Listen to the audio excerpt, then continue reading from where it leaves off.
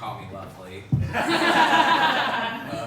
I love standing at a microphone. I love standing at one because I like to feel like when I perform like Judy Garland the end years, you know, when she would like hold on to the microphone because she was like, the end is coming at like any moment. Because that's like my constant state of mind.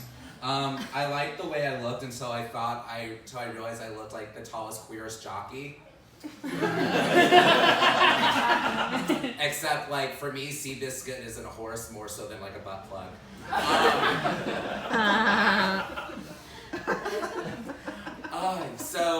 I used to not like wearing stripes. I recently have lost a lot of weight. And it's been, you know, I can tell you all the great things about it, like breathing. But like, as a Jew, I would feel a traitor to my people, so let me just bitch. So the thing about losing weight, what people don't realize or you forget is like, your skin sags. Things sag and are loose. My skin is the loosest thing. Take that back. Our government's morals, then my skin. I'll give you like a roadmap of like the looseness. Like my inner thighs look like curtains. I wish I had like overcharged like some small poor theater group to like do a show between my legs so I could just open and close them. Not very different from middle school. We all had to pay for private education somehow. What else? My ass is becoming more of a proper like Jewish ass, and let me explain what that is. When you're young, if you have a proper Jewish ass, it's like a potato locket. It's like very flat and ripply. But for me, mine is but like now it's sagging too. So like I'm being reminded of like all the old men I would see in the locker room at the JCC when I do art camp. Because my mother like had all my children one life to live to watch, so she couldn't deal with me during the summers. Even though those are like 2 hours a day. Anyway, that's what her excuse was. But my tits are like a big thing now too. Like they're getting smaller, but they still continue to sag. Like at 25, I didn't think like my tits would be falling into my sides when I'm watching Golden Girls in bed. But like, here we are. I posted that recently on Facebook because I'm funny, and it ignited this bonding moment between my mom, my aunt, and my grandmother. Like, first and foremost, they welcomed me to the club, which is very, generation to generation, very sweet, very cute, very Steel Magnolias, kinda. Well, yeah, because like we all have diabetes, so yeah, it's exactly that. But then they started like one-upping each other about their saggy breasts. Like my aunt and my mom were trying to remember who sold more during the summers when they would charge kids in the neighborhood $1 to like use the tit for a jump rope. Yeah. So it went, yeah. Oh yeah, in my family sagging tits starts at like a very early age. But my grandmother definitely took the cake when she said that she used to tie her to do knot tricks with her tits for the boys and during World War II. Hey, a bitch had to get fucking nylon somehow. It was a hard fucking time. My parents came to visit me a few weeks ago. We did what I think is the most white liberal family outing, which was we went to go see Billy Joel. Which was great. He sounded great, and he's still like, even from like far away, and and I like no body shaming, but like even though he's like built like a snowman, like he still is like so sexy. Like he was carrying around a fly swatter, and I was thinking like so many things. But I was excited for my parents to come, right? I was excited for my parents to come because I had just moved into a new apartment. It was the first time that like I completely did everything on my own. I decorated it all. I was very proud of myself. I mean, there's a lot of holes in the walls, but like it's covered, so like no one needs to really know that. And so my parents come and see it, and my dad is actually like paying attention and looking around because I'm also sure he's like kind of gay. But my mom walks in, and let me explain my mother. My mother is like if like Bette Midler and Jennifer Coolidge came as one with like sprinkles of Courtney Love.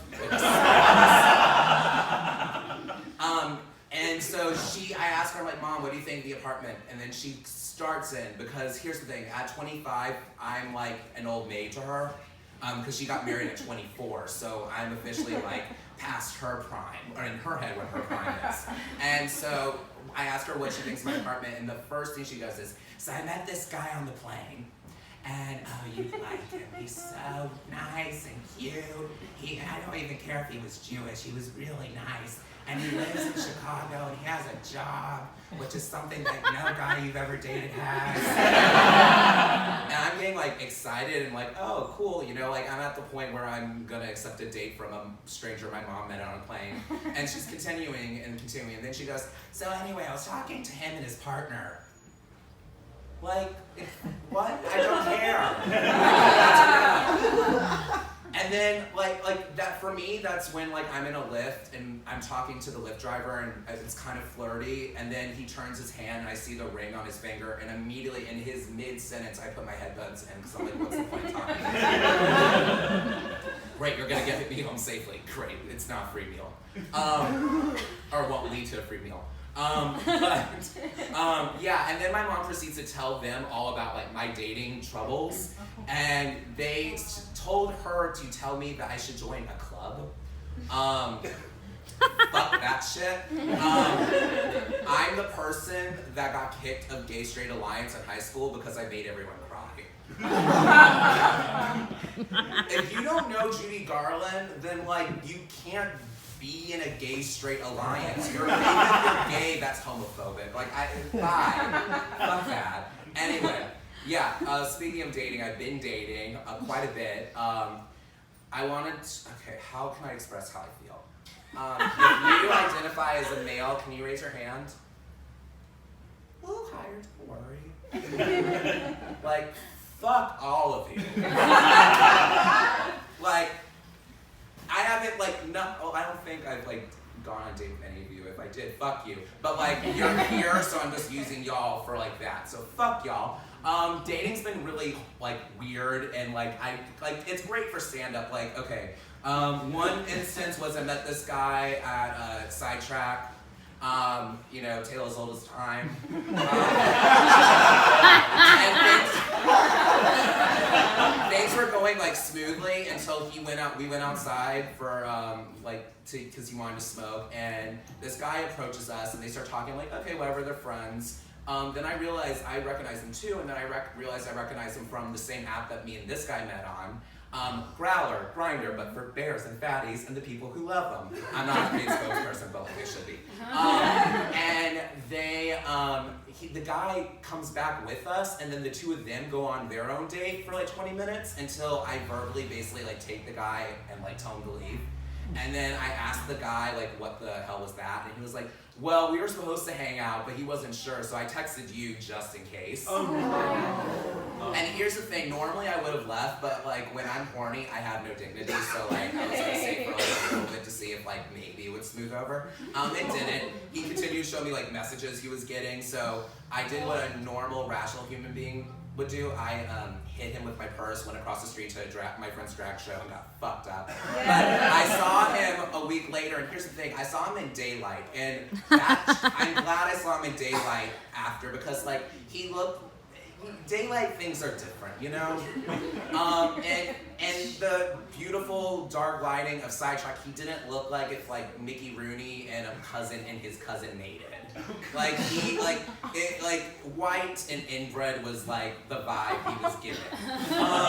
Which like I'm from Texas, so like power to you, but like it's not me or my family. I went out though with a guy. The worst was I went out with a guy a few times and it was great, but he had a kid, and here's the thing, I hate children.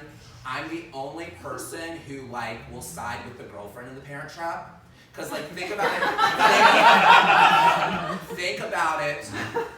If you had the option to like spend your life with like hunky, late 90s, Dilfy, Dennis Quaid all to yourself on a vineyard, you wouldn't like send that little freckled ass kid to some Swiss boarding school and it's like, bye. Yeah, think about it, you would too.